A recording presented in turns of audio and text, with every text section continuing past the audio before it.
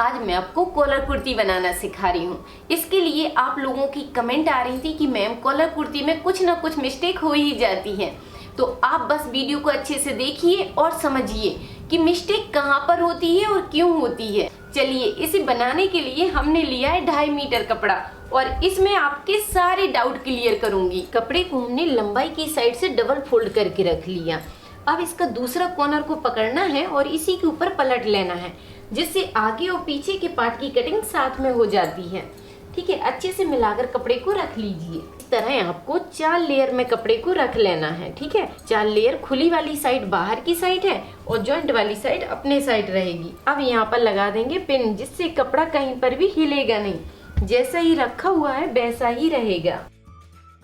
तो अब आपको सबसे पहले ध्यान देना है कि जब भी आप कॉलर वाली कुर्ती को बनाते हैं तो आपको बॉडी से नाप लेना है, और अगर आपने बॉडी से नाप नहीं लिया है तो आप अपनी कॉलर वाली कुर्ती से नाप लीजिए, तभी आपको शोल्डर परफेक्ट मिलेगा। ठीक है, और नॉर्मली कुर्ती से अगर आप शोल्डर को रख देंगे, जैसे खुले गले की कुर्ती है और उससे आपने नाप लिया और शोल्डर को रख दिया, तो यहाँ पर फिर शोल्डर कम हो जाएगा। क्योंकि जब भी आप नॉर्मली कुर्ती से नाप लेते हैं तो उसमें पहले से शोल्डर माइनस रहता है, इसलिए वो शोल्डर आपकी कॉलर कुर्ती में फिट नहीं आएगा। ठीक है, तो यहाँ पर नाप का ध्यान दीजिए कि शोल्डर का नाप आपको इस तरह से लेना है, फिर बाकी नाप आप अपनी नॉर्मली कुर्ती से ले सकते हैं, लेकिन इम्पोर्टेंट नाप है इसमें शोल्डर का। तो इस कंधे से उस कंधे तक का जो नाप होता है वही शोल्डर के लिए यूज होता है। तो इस फोटो को आप अच्छे से देखिए। और फिर दूसरा नाप रहता है गले की गोलाई का, जिससे हम कॉलर को निकालते हैं, वो भी आप इस फोटो में देख सकते हैं कि कैसे नाप लेना है। ठीक है, और बाकी नाप अपनी नॉर्मली कुर्ती से निकाल सकते हैं। तो सबसे पहले हमने कपड़े को सीधा किया, जिससे जो भी टेढ़ा मेढ़ा कपड़ा होता है वो निकल जाता है। कपड़े को सीधा किया, यहाँ पर आपको 1.5 इंच मार्जिन ले लेना है। ठीक है, ये हो जाएगा कुर्ती में फोल्ड करने के लिए कपड़ा। तो ये नीचे का मार्जिन हो गया। अब इसी निशान से आपको अपनी सूट की लंबाई का निशान लगाना। जितनी भी लंबाई आप पसंद करते हैं उसके हिसाब से निशान लगा लीजिए यहाँ पर, और एक्स्ट्रा आधा इंच को बढ़ा लीजिए। जैसे कि मुझे इसकी लंबाई रखना है 38, तो यहाँ पर निशान लगा दिया 38.5 इंच पर। अब इस निशान को सीधा कर देंगे। अब आपको यहाँ पर निशान निकालना है शोल्डर का। यहाँ पर जो भी आपका फुल शोल्डर आता है उसके हिसाब से निशान लगाइए। जैसे कि इस कुर्ती में फुल शोल्डर आ रहा है 15 इंच, तो उसका हाफ रखेंगे यहाँ पर हम 7.5 इंच। ठीक है, इस तरह से आपको निकालना है। ये हो गया फुल 15 इंच। अब इसका हाफ कर लीजिए और यहाँ पर ये अपने से निकल कर आ जाता है, इस तरह से बस निशान लगा दीजिए। और ये हो गया सिलाई मार्जिन। अब उसके बाद आपको यहाँ पर आर्म होल के लिए निशान लगाना है। तो ये निशान लगा दिया है हमने 7 इंच 2 पॉइंट पर। अब यहाँ पर आपको चेस्ट साइज का चौथाई भाग रखना है। तो जैसे कि इसमें चेस्ट साइज है 40 का चौथाई भाग रखेंगे यहाँ पर 10 इंच। और अगर आपने बॉडी से नाप लिया है तो आपको आधा इंच की इसमें लूजिंग बढ़ा देना है। अब आपको ऊपर से निशान लगाना है कमर की लंबाई के लिए। तो ये निशान लगा देंगे हम 15 इंच पर। ये निशान हो गया 15 इंच पर। और दूसरा निशान लगा देंगे यहाँ पर चाक ओपन के लिए। तो ये निशान लगा दिए 21 इंच पर। इस तरह आपको ये नॉर्मली निशान लगा लेना है। इस तरह निशान आपको सीधे कर देना है। अब यहाँ पर कमर का चौथाई भाग रखिए। तो इसमें कमर की साइज है 36 का चौथाई भाग यहाँ पर आएगा 9 इंच। तो ये निशान लगा दिया है हमने 9 इंच पर। और यहाँ पर आपको हिप साइज का चौथाई भाग लेना है।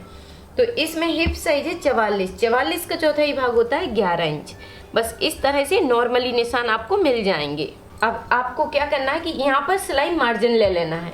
तो 1 से 1.25 इंच का या 1.5 इंच का मार्जिन आप रख सकते हैं। इस तरह से बस पहले मिला लीजिए।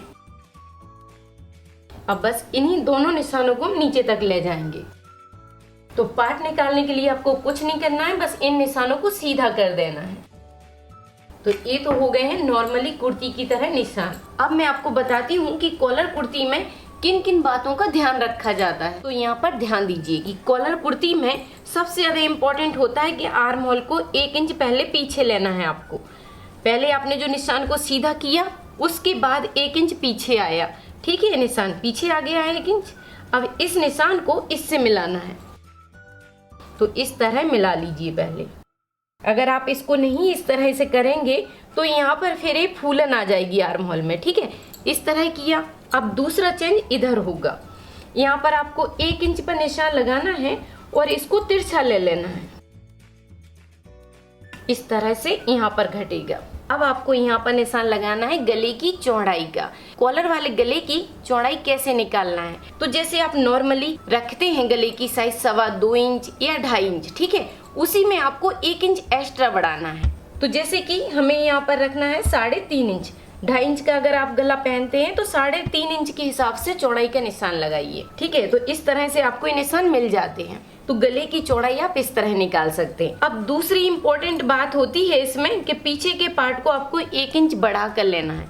तो इस निशान से हम 1 इंच ऊपर की साइड ले जाएंगे इस तरह, ठीक है। अब इस निशान को आपको 1 इंच फिर तिरछा ले जाना है। तो इस लाइन से ये निशान आ जाएगा। तो ये लाइन जाएगी पीछे के लिए, ठीक है। इस तरह से आपको पीछे की साइड 1 इंच बढ़ाना है। अब गला पीछे का जो रहेगा वो इसी लाइन से रहेगा, इस तरह से। ये रहेगा पीछे के पार्ट का गला और इधर से आएगा आगे के पार्ट का गला। अब ये निशान लगा देते हैं हम 4.5 इंच पर, ठीक है। तो इस तरह से आपको गले की साइज मिल जाएगी। अब यहाँ पर आपको आर्म होल में चेंज करना है। तो 1 इंच के हिसाब से आगे के पार्ट में हमें गुलाई देना है और 1.5 इंच के हिसाब से दी जाती है इसमें पीछे की गुलाई। तो पहले इस तरह से आपको गुलाई बना देना है। अब इधर से इंची टेप को रखना है और पीछे का आधा इंच बढ़ा कर ले जाइए और इसी लाइन से बस मिला देना है इस तरह से।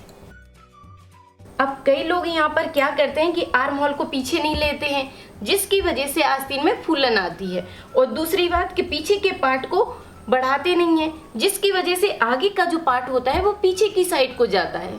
तो यहाँ पर आप ध्यान से समझिए, सबसे ज्यादा मिस्टेक सिर्फ इतने में ही होती है। तो पहला आपको क्या करना है कि फुल शोल्डर रखना है, नॉर्मली शोल्डर नहीं रखना है। जैसे कि आपने अगर खुले गले के सूट से नाप लिया है तो वो शोल्डर आपका कॉलर कुर्ती में नहीं चलेगा, ठीक है। तो इसमें फुल शोल्डर रखना है। दूसरी बात कि पीछे के पार्ट को हमेशा 1 इंच बढ़ा कर रखिए। और तीसरी बात ये है कि आर्म होल को आपको पीछे की साइड 1 इंच लेना है। इससे आपके ना तो आर्म होल में फूलन आएगी और ना आपका आगे का पार्ट पीछे को जाएगा, ठीक है। बस हमें इसी निशान पर इसकी कटिंग कर लेना है।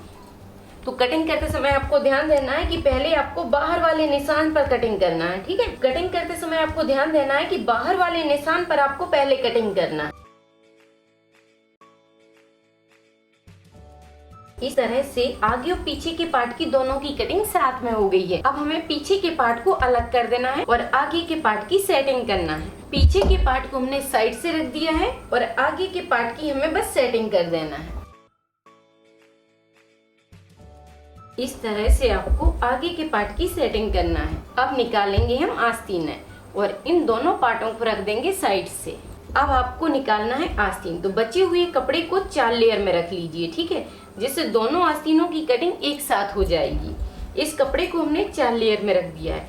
अब परफेक्ट आस्तीन आपको कैसे निकालना है यहाँ पर ध्यान से समझिए, ठीक है। जो भी आपको लंबाई पसंद है उसके हिसाब से निशान लगा लीजिए। जैसे कि मुझे इसे तैयार करना है 16 इंच में, तो यहाँ पर हम लेंगे 17.5 इंच। इसमें 1.5 इंच एक्स्ट्रा बढ़ा दिया, आधा इंच ऊपर की साइड मार्जिन हो जाएगा और 1 इंच मार्जिन हो जाएगा नीचे की साइड।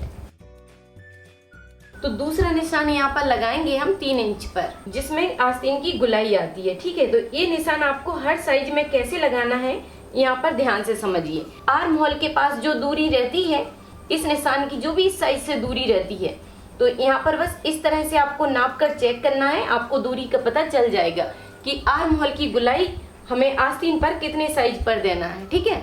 तो ये आ गई है 3 इंच यहाँ पर निकल के। अब आप यहाँ पर ध्यान दीजिए कि आस्तीन की गुलाई का पता कैसे किया जाता है, ठीक है। तो यहाँ पर ध्यान देना है, पहले आपको आर्म होल की साइड इस कपड़े को हमने इस तरह से फोल्ड कर दिया कि ये हो गया सिलाई मार्जिन और यहाँ पर लगा देंगे एक पिन, जिससे आपको अच्छे से समझ में आएगा। अब इधर से ही हम आस्तीन को नापेंगे। ये हो गया सिलाई मार्जिन। अब उसके बाद इस तरह से बस नाप कर चेक करेंगे कितनी साइज आ रही है। यहाँ पर ये आई है पूरी आस्तीन की गुलाई 18 इंच। 9 का डबल होता है 18, मतलब पूरी आस्तीन की जो गुलाई है वो है 18 इंच। तो यहाँ पर हम 9 इंच रखेंगे। इस तरह से नाप कर चेक कर लीजिए और आपको पता चल जाएगा कि 9 इंच कहाँ पर आ रहा है। तो ये निशान लगा दिया है हमने 9 इंच पर। अब इधर से आपको गुलाई इस तरह देना है, एक निशान लगाया है हमने 2 इंच, या आप 2.25 इंच पर भी लगा सकते हैं, ठीक है। और बस इस तरह से घुमा लीजिए। इस तरह आपकी आस्तीन कभी भी छोटी बड़ी नहीं होगी। अब यहाँ पर निशान बस मोहरी का लगाइए। जो भी मोहरी की साइज होती है उसका हाफ रख दीजिए। जैसे कि इसमें मोहरी की साइज है 11 इंच, तो यहाँ पर हमने निशान लगा दिया 5.5 इंच पर। अब इस निशान को इससे मिला देंगे और ये हो जाएगा मार्जिन का। अब बस हमें इसी निशान पर इसकी कटिंग कर लेना है। अब बस इस आस्तीन के 2 पार्ट को इस तरह पकड़ना है और इसे फैला लेना है। तो इस लाइन के अंदर से गहराई को ले जाना है और बस इस तरह सेटिंग कर देंगे। इस तरह से आपको 1.25 इंच के हिसाब से यहाँ पर गहराई देना है। आस्तीनों की कटिंग कंप्लीट हुई।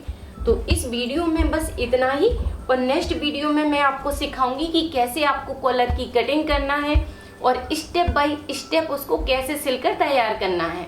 अब आप अच्छे से देखिए और समझिए कि मिस्टेक आप कहाँ पर करते हैं, ठीक है। और कमेंट में मुझे जरूर बताइए और बेल बटन को ऑन रखिए कि स्टिचिंग की वीडियो जैसे ही अपलोड होगी तुरंत ही आपको मिल जाएगी। थैंक यू, धन्यवाद। सिलाई से जुड़ी कोई भी चीज सीखने के लिए आप YouTube पर सर्च करें राधिका ट्यूटोरियल्स और फिर अपने टॉपिक का नाम लिखें।